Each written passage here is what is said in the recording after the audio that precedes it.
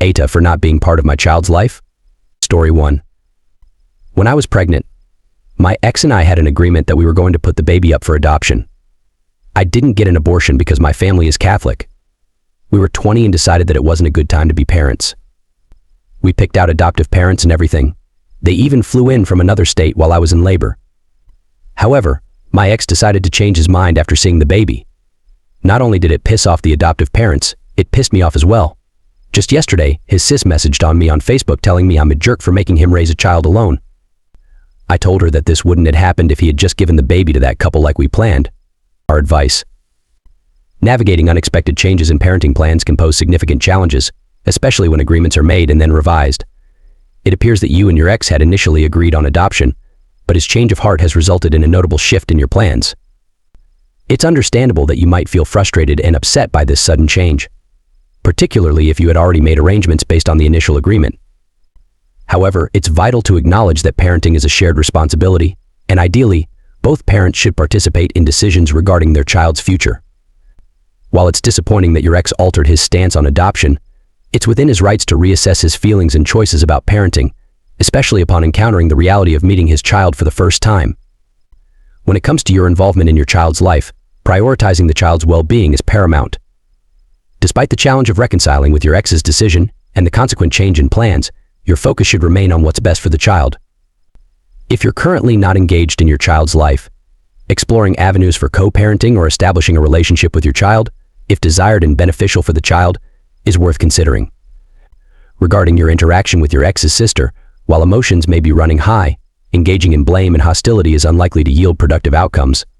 It's crucial to communicate with respect and understanding, even amidst difficult circumstances. Instead of assigning blame, expressing your feelings and concerns about the situation and working together to find a solution that benefits everyone involved, especially the child, could be more fruitful. Ultimately, the primary focus should be on fostering a supportive and nurturing environment for your child, whether through co-parenting with your ex or exploring alternative ways to be present in your child's life. Seeking guidance from a therapist or counselor can also be beneficial in navigating the complex emotions and decisions involved in this situation. First comment. First, I'm always amused by people who say I'm religious so I can't have an abortion while also ignoring that having premarital sex is also against their religion. Next time, either follow the basic rules of your religion or at least use protection. Second, plenty of women change their minds about having an abortion, and the man is then rightfully held both legally and morally responsible for helping with said child they did not want nor agree on having, even if it's just by paying child support. Don't want a kid? Use protection or don't have sex. You made the right decision to give the baby up for adoption. That was absolutely the best thing to do, and the father is a huge asshole for changing his mind. That said, he is also allowed to change his mind, just like women are allowed to change their mind about having an abortion. In my opinion, once the baby comes out and is not given up for adoption, it is the moral responsibility of the parents to raise and provide for the child. No matter how unfair it is to the biological parents, it is almost always more unfair to the child if they don't do this. If you didn't legally sign your rights away, which it doesn't sound like you did, you are legally responsible for financially providing for the child via child support. None of the almost adoption matters. Just like how a father can't say, well, she changed her mind on abortion, to get out of paying child support. If you aren't paying, it hurts the kid.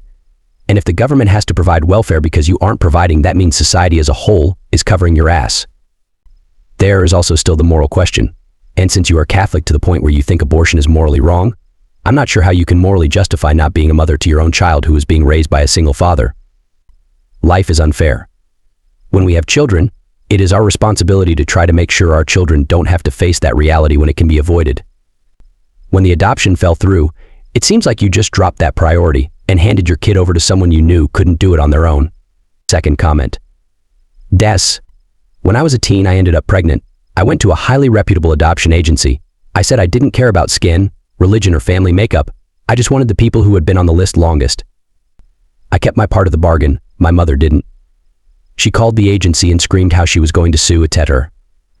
They very quickly returned the baby. My mother expected me to watch the kid during the day while she worked. I would go to school in the evenings and then work the overnight. Should have left it with them cause my mom couldn't raise her first child. She couldn't do it with her stolen one either. The ones she really hurt were the adoptive parents. But it was her choice to raise him alone. I had already proven I wasn't a good fit. The op shouldn't feel badly at all. It's on him. Story 2. AITAH for demanding my husband explain where he got the puppies from. Advice needed. For the past few months, my two daughters F13 and F11 have been constantly pestering me F46 and my husband M48 to get a puppy. Puppies seem to be the latest trend at their school, so of course they want to get in on that. After months of debating, we finally relented and agreed to get a puppy. Perhaps the most surprising thing in all of this was the prices. After doing some research and contacting breeders, all the puppies of the breeds we were looking at within a decent travel distance from us were anywhere between $600 and $1,300. Now my husband is a little stingy, so after seeing these prices he absolutely refused to get one from any of these people. Instead, he told me that he'd improvise and would save us a lot of money. He even insisted that I leave the search to him. So I did. After a few weeks I asked him and he just told me that a friend of one of his coworkers was on it and that we'd get a puppy one way or another. Early this week my husband came home late with a box. He calls the girls over and he pulls out two puppies from the box. The girls are very excited, but what struck me was how young the puppies seemed. They mainly waddled instead of walking, and when I asked my husband he just said they were 4 or 5 weeks old and that we needed to bottle feed them for the next while. Now that it has been a few days, I can say for certain that these puppies are in the oldest 5 weeks, and I still don't know where they were sourced from. I've asked my husband several times and he just avoids answering and instead says that his coworker owned him some favors and that this way we save so much money. I've been pretty persistent in asking for a straight answer, but he doesn't seem to even know himself. AITAH for still pestering him on this, even though he technically did what we wanted. Our advice: you're definitely not the jerk here. You're rightfully concerned about the well-being of the puppies, especially considering their young age and uncertain origins. It's responsible to want to know where they came from to ensure they were obtained ethically and are healthy. Your husband might have had good intentions to save money, but cutting corners on the health and welfare of animals isn't the right approach. Since your husband seems to be avoiding giving you a clear answer, it might be time to take more proactive steps. Taking the puppies to the vet as you're planning is a good start. The vet can not only provide you with valuable information about their health but might also be able to give some insight into their age and whether they were separated from their mother too early. Additionally, you could try having a calm and serious conversation with your husband, expressing your concerns and emphasizing the importance of knowing where the puppies came from. It's crucial to ensure they were not taken from their mother prematurely and that they were bred and cared for ethically. Remember, your primary concern is the well-being of the puppies and ensuring they have the best possible start in life. Keep advocating for them and seeking answers until you're satisfied that they are in good hands. First comment. You also need to ask the vet about the likely lifelong social, health, behavioral, and psychological consequences of their premature separation from mom. How scarred they are depends on the breed.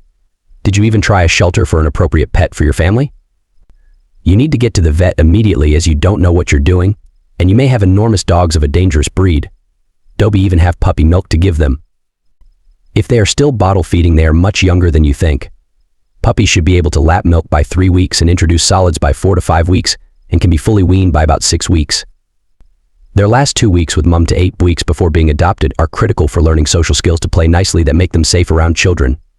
If you're bottle feeding, you're rescuing orphans, and that's specialized neonatal care. Stop listening to your reckless, negligent husband and take responsibility for what to do next. Second comment. Your husband is stingy but got 2 puppies that are clearly way too young to be separated from their mother and litter. And when those puppies need to see a vet for regular checkups, vaccinations, medical care, supplies to care for them like good food, pet registration, desig neutering, microchipping, insurance possibly, boarding if you want to go away, collars, leashes, toys, shampoo for keeping them clean. Pets aren't cheap.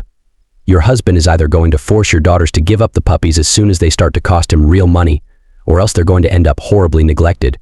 Stop letting him control you. Learn to stand up for yourself. Do your research. Be independent. What kind of lesson are you teaching your daughters if you just stand back and wring your hands uncertainly about anything and everything? Do you want them to be as helpless as you when they're adults? If your husband won't tell you where they came from, ask his coworker. Take the puppies to a vet yourself. Strap some steel to your spine and stand up for yourself, for the puppies, and be a good example of self-confidence to your daughters. You for not standing up to your husband, and him for taking puppies that were clearly too young to be separated from their home. I'm willing to lay money they were stolen. More update. Following discussions, my husband agreed to a vet visit for the puppies this Saturday. They're healthy but seem too young to be away from their mom.